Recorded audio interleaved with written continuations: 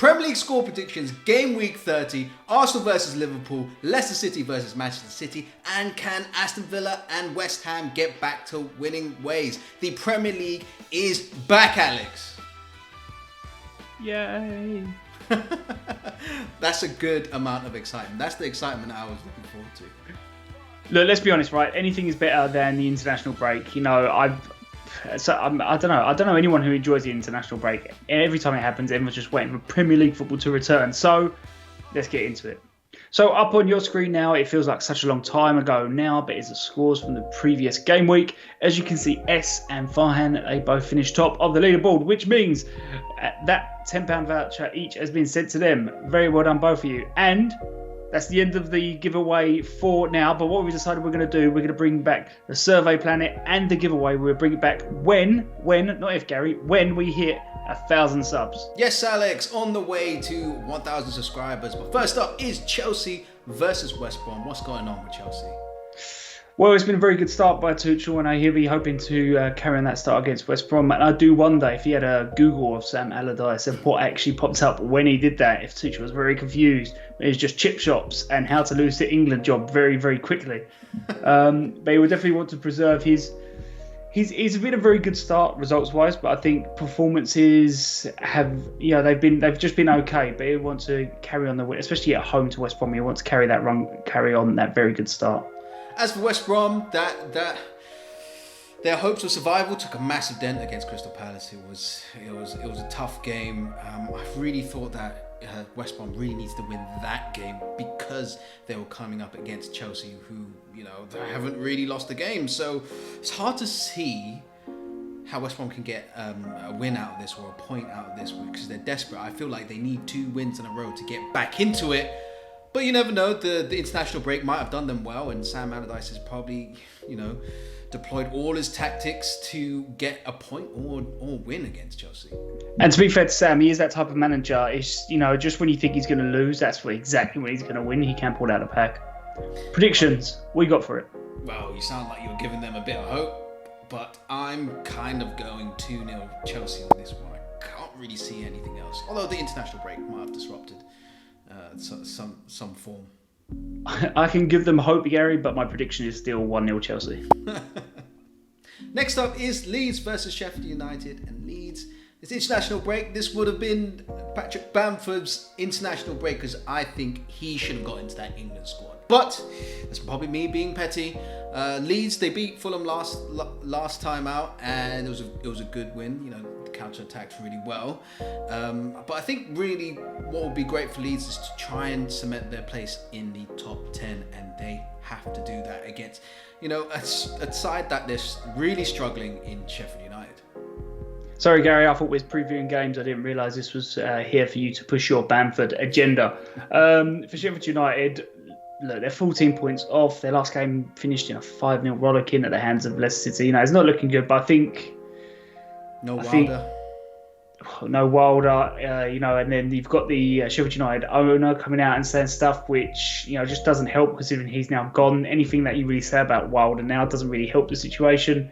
I think for Sheffield United fans, and I think anyone associated with Sheffield United, is very much a case of we're probably going to go down. How do we rebuild from here? But that does make them a dangerous team. We see it all the time. Once they get kind of consigned to relegation, they've got nothing to play for. They might come out and just think, fuck it. Just like these score predictions, who are you going with? Again, after I've said all that, I'm going with Leeds. Leeds. You sold me on it. But I think Leeds will win 2-1 here. It's a dangerous thing, and it has happened time and time again. It's just for some reason, as soon as the pressure's off, isn't it? As soon as they're relegated, and then they just start picking up results. Frustrating for a fan, but the way it is. Next up is Leicester City versus Manchester City, and what should be, other than a Chelsea West Brom game, but this should actually be a really, really fun evening of football. When you think about it, you've got the Leeds Sheffield United game, which I think will have a few goals in it. You've got this game, and then you've got the Arsenal Liverpool game afterwards. So it should be a really good day of football on Saturday. Sorry, Chelsea and West Brom fans, I feel like that's going to be it's going to be the boring game of the day. I apologise. But anyway, on to the game at hand. And Leicester City, I think they're currently in the mood where they just want to cement those Champions League positions, and it's becoming a bit of a tough job with them when you consider the amount of injuries they've got. But Certainly against Sheffield United, which, as we know, is one of the easier teams this season. They pulled out that 5-0 win out of the bag, but Manchester City are quite far away from Sheffield United. Yeah, definitely. And I think with Leicester City, they can't take anything for granted for Champions League, considering what happened last year. Just no one thought that they could lose from that position, so they should be motivated every single game from now on. 100%. As for Manchester City, they are back to business, in my opinion. After losing the Manchester derby against Man United, they absolutely smashed Southampton, and they got through in the Cup, and they got through in the Champions League, and there are exceptionally high expectations with this Manchester City team. It almost seems like nothing will suffice unless they win it all, basically, the way the season's turning out. And I feel like they're just chugging away at every single game, taking a game by game and winning, and that's all they need to care about, really. Yeah, and I didn't want to really do Manchester City without mentioning Aguero. Obviously, he's going to be leaving at the end of his contract, and one end of an era he has definitely been one of the best strikers the Premier League has ever seen. But who knows? He might not leave the Premier League. He might do an anti-Tevez. Wow, okay, that's a big, bold prediction. Let's do some actual score predictions, Gary. What you got for this one? I can't look past Man City. No way. I'm going 2-1. It's going to be close, but I'm going 2-1 to Man City. Yeah, the thing is, I do think Leicester, I think if they play to their best and they counter Manchester City, I think they could get a result, but I just can't look past City at the moment, so I am going 1-0 City. Next up is probably the game of the weekend, Arsenal versus Liverpool. Arsenal, in their last game against West Ham, we all saw the good, bad and the ugly, really. The extremes of why Arsenal are so bad and the extremes of why they could be so good. And if you mix those two together, you pretty much end up with a bang average team, and the table don't lie. So against Liverpool, could be anything. It could be anything. Could be a 5-0 win or a 5-0 loss. I can't predict Arsenal at all. I think you hit it now on the head. That could be said for Liverpool. The only advantage Liverpool have is that it's not at Anfield. So at the moment, they just are not enjoying playing at Anfield. So, and they haven't played a Premier League game in like kind of 2 weeks now. So who knows what Liverpool's going to turn up, whether it's going to be, the Liverpool that we've seen like kind of a few seasons ago, or is it going to be the Liverpool team we've seen more recently? As you said, it could be 5-0 to either team. So, score prediction, who are you going with? If I go 5-0 Liverpool, you can go 5-0 Arsenal. Stop baiting me into it. Stop trying to make me predict with my heart, not my head. Go on, you go first. I'm going. I'm going 2-2 on this one. I think it's going to be a high-ish scoring game. Yeah, I was going to do the same, but I'm going to tweak it a little bit to 3-2 Liverpool. So we slide into the DMs of Sunday, and it is Southampton versus Burnley. And Southampton, their form has been absolutely atrocious this year. It's been so bad. They've only had, in recent memory, they've won one, and that was against Sheffield United. And with all due respect to Sheffield United, most teams do get the win against them. They've been so bad. And the thing is, for a long time, I thought, their form has been shit, but they're safe. But you know what? If they maintain this form, they might, when it comes to like kind of game week 37, game week 38, they might find themselves in a little bit of a relegation battle. So they need to be really careful. And thinking even further forward, if they take this sort of form into next season, they're going to be relegation favourites, surely. It really has been that bad. Yeah, Ralph Hasenhuttl was probably restricting his team. Can't have an Easter egg until you win on Sunday. But as for Burnley, you kind of said it's kind of similar to Southampton.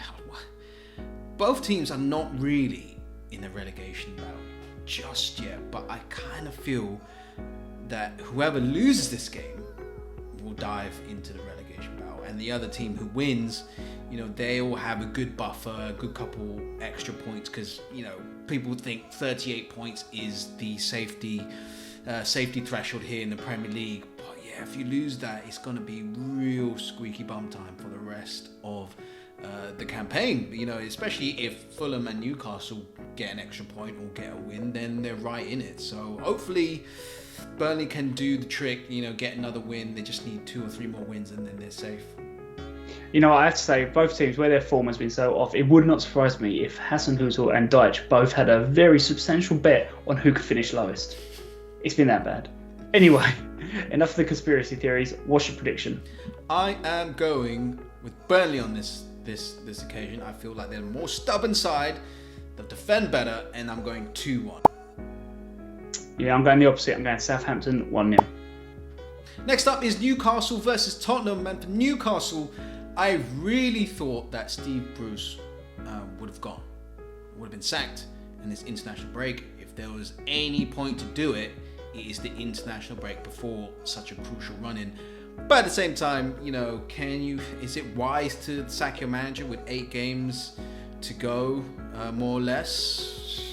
The way they lost to Brighton, yeah, probably, because it looked like the players really gave up on Steve Bruce. So, I don't know, Tottenham are a very difficult game.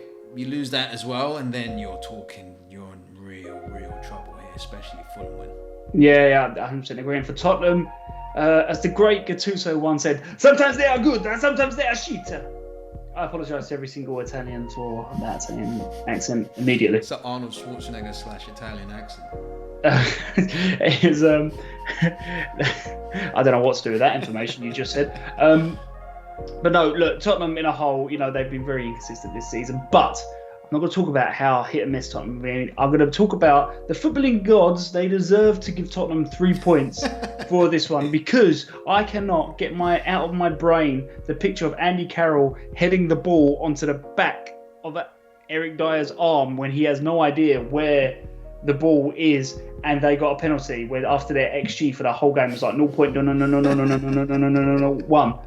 I can't get that out of my head. So I feel like either the officials or the footballing gods, Tottenham deserve 3 points. Nothing to do with Newcastle. They took the point. Fair play to them. But yeah, Tottenham deserve points for the travesty, the absolute disgusting thing that happened last time these two teams played. You want a Tottenham goal deflected in off Steve Bruce's belly, basically. That's what you're asking for. That's exactly what I want. But in true kind of just me fashion, probably Tottenham are going to get Newcastle are going to get a soft penalty in the last minute again, and it'll be hilarious for everyone except me. And they'll survive in the Premier League. But who are you going with this game? I think Tottenham will have too much for Newcastle. I'm going 2-1 Tottenham. I'm going 2-0 Tottenham. I think they've given up on Steve Bruce, and they're not at the races. Yeah, Gary, not all white people are the same. You're Sam too, right? No? Next up is Aston Villa versus Fulham, and Aston Villa's form, over the last few games, it has been really patchy, but I have good news for you Villains fans. I have excellent news. Jack Grealish is back in training, and that is massive for Aston Villa. And let's just kind of set the record straight here.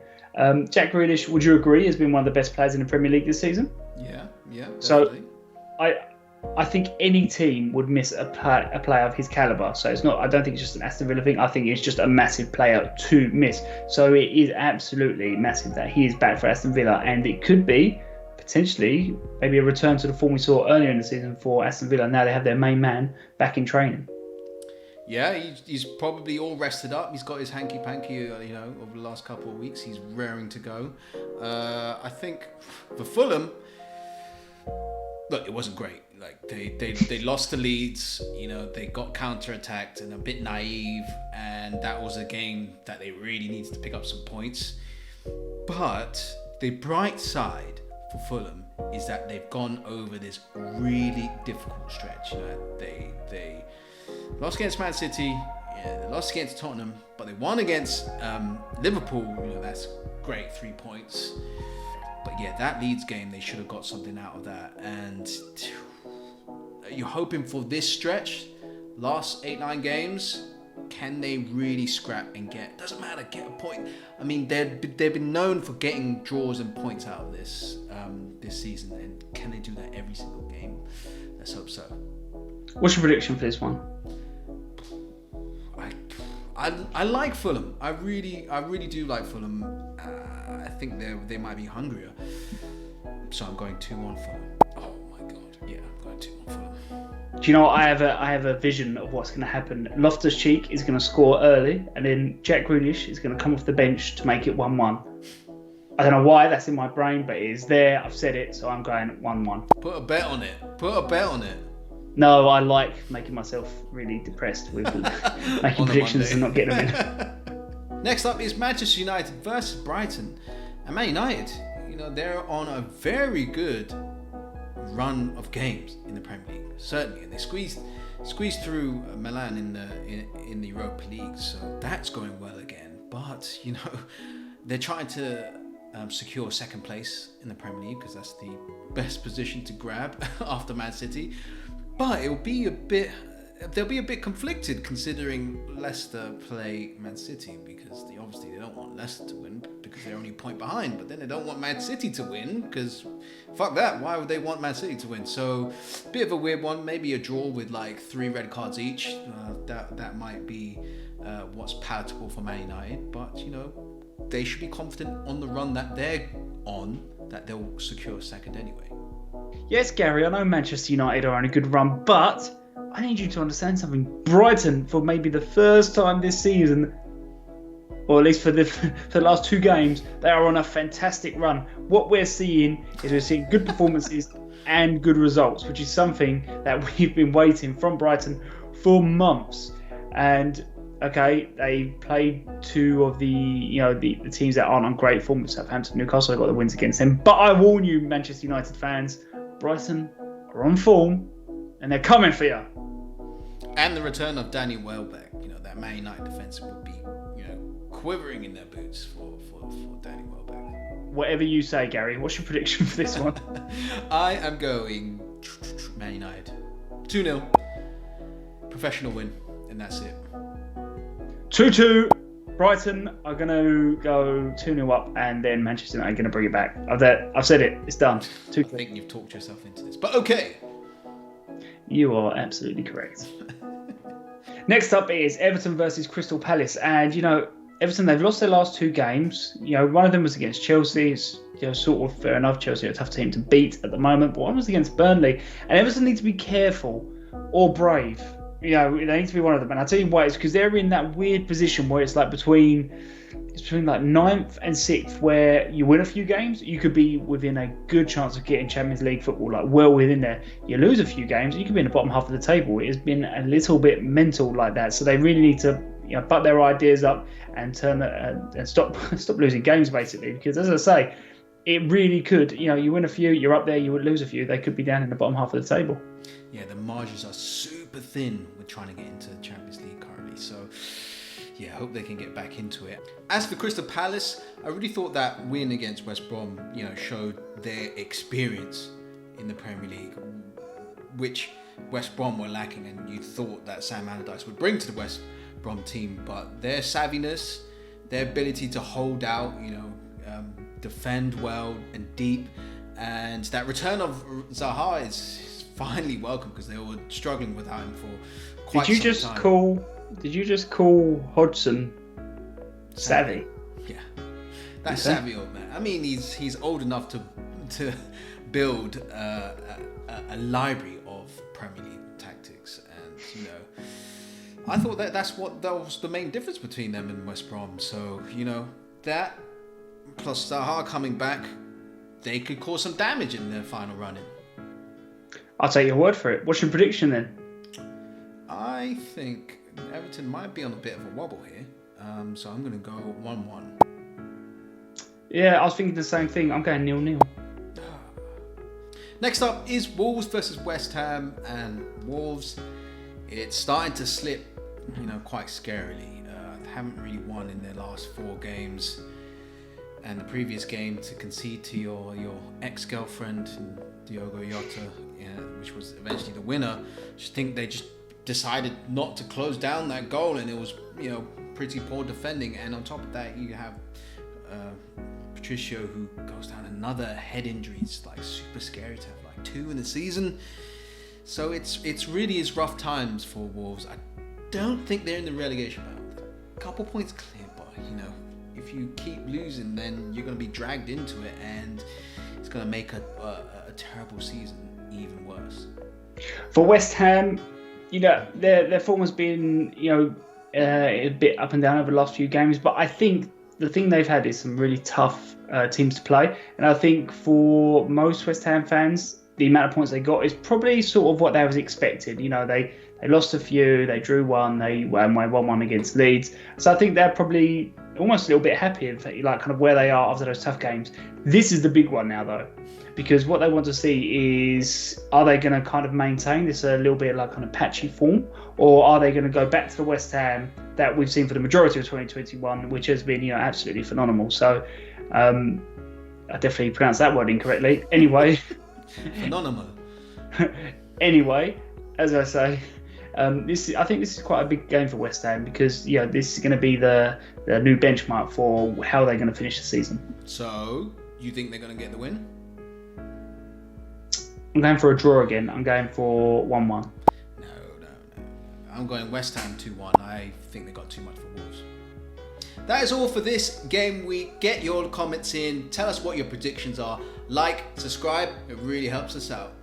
Yes, thank you very much for watching, and we'll see you next week.